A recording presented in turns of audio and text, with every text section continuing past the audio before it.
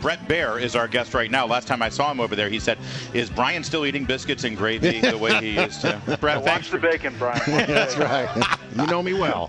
Well, Bret Baier, actually, you have another one of those great specials this weekend, don't you, about the American dream being on the ballot. We just had Barbara Comstock here running in the 10th District, and boy, she was on message, too, about unemployment, about growth opportunities. Economy and jobs. What are you finding in your report? Yeah, so we spent a few months bouncing around the country. Last week we showed American paychecks and how people are really concerned about paycheck to paycheck, and we went to Kentucky and Louisiana in that hour last week. This week is called American Dream on the Ballot, and we spend a couple months with families in Colorado as they make their decision on the Senate race there, the incumbent Mark Udall and the opponent Cory Gardner. And it's an interesting cross-section, guys, of families dealing with different things, ranchers dealing with government regulations, marijuana dispensary, a unique business that is, and a fracking business and what they're going through. So different decisions that they're making, Democrats and Republicans, but we kind of steer you through it. Well, what's interesting about Colorado in particular, and I'd love to get your take on it since it's such an important Senate race as the Republicans are trying to regain the Senate, is that Denver, a rather liberal area. The rest of the state, rather conservative, and the Republican candidate there is doing quite well. Really well. A new poll out this morning shows Cory Gardner up 5. Wow. And that's a big deal in a purplish blue state. Remember, this is the state where Barack Obama was introduced in front of those columns back in 2007, 2008. That's right. I think, Denver is, you're right, more left-leaning, but there's a concern about the economy out there, about energy, and the Udall campaign has focused their campaign largely on women's issues, contraception and abortion, and that so far is not paying off for the Democrats. Bret Baier, looking at these midterms that happen in 12 days, and there's a couple of different narratives. You said you're focusing on tonight at 10 p.m. on the Fox News Channel on the American dream on the ticket and the economy and all of the growth and opportunity issues. There's also the issue of the president. You don't see President Obama stumping for many candidates. One of the few candidates he did stump for, Maryland's Lieutenant Governor Anthony Brown, the famous narrative out of that story was that people were leaving during his speech, but then he started the week with a soundbite that all those Democrats running for election couldn't have liked, where he said, "I'm not on the ticket, but all of these candidates supported my policies." What is that narrative right now about the White House and how they're interacting with these Senate campaigns? Yeah, it's really interesting to watch the president. It's almost as if, he doesn't like the position he's in and still wants to be a part of this election some way, somehow, and is trying to stir up the base in these places. But those campaigns aren't necessarily loving that. For example, he was on a radio station in Atlanta yesterday and said Michelle Nunn, the Democrat, if she wins, the U.S. Senate will stay in Democratic control. And, that's not particularly the message, I don't think, that the Nunn campaign wants from the president down there in that race. Yeah, basically, Nunn is now stuck with the narrative, vote for me so we can keep Harry Reid. That's not resonating in Georgia. Right, exactly. Now, she's run a very effective campaign, and she could pull off an upset.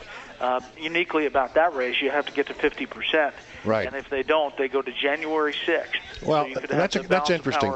Hinging on that. Couple things there. In Louisiana, that's the way it is. In Georgia, that's the way it is. We may not actually know who controls the Senate until what, December? Well, January 6th is Georgia. December 6th is Louisiana. Right. So, yeah. I mean, listen, there is a scenario where the Republicans pick up the 6 seats regardless of Louisiana or Georgia. Right. And that's still very possible. Well, and that's where I wanted to go with you next. I know that you, from time to time on Special Report, just sort of walk through each of the races. As you view it now through the Bret Baier crystal ball, how is it looking? Well, I mean, what we've done is gone by the average of recent polls. And we like the Real Clear Politics average because they throw out older ones and they use the recent average of polls.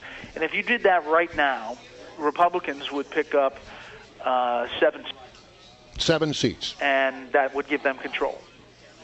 And where are the ones to watch most closely? Well, I think Georgia is really one to watch. I think New Hampshire now is really a race to watch. I think Gene Shaheen is having a tough couple of weeks, and Scott Brown is neck and neck right there. What about Kansas? Kansas looks like Pat Roberts is starting to gain some momentum, but that's another one that's very tight. South Dakota doesn't look like it's going to be that tight anymore.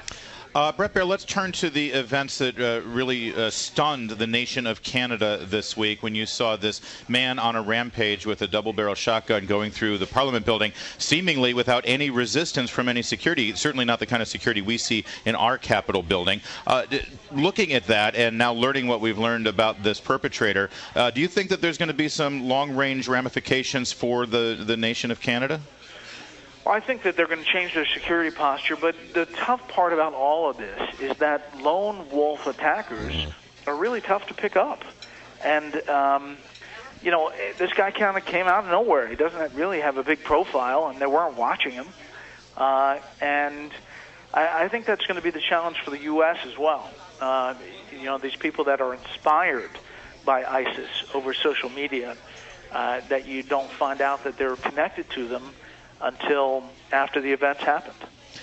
Well, I mean, what are the ideas out there? I mean, it's frustrating from an observer's point of view to just say, well, this sort of thing can happen and there's not a lot you can do about it. I mean, knowing how they're inspiring people via the internet, knowing, some of the characteristics you can see in someone who ends up doing an attack like this, do you think that Homeland Security and some of the people in the national security apparatus might try implementing some policies?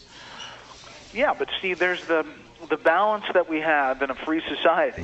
How much do we want the NSA snooping around our stuff? And how much do we want them fishing through Facebook? But there is that level of protection. Right. So we deal with, as free societies, this balance. And I think it's something that we're going to have to obviously deal with for decades. All right, we got about 45 seconds left, and here's my question. We got 12 days to the election. If there's going to be an October surprise, it will be happening soon.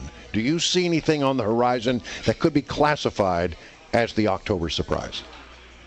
Well, I don't know that anything planned that you can foresee, but I do think as an issue that if there are a couple of more of these Ebola cases, it will become something like a feeling of insecurity that kind of is overarching.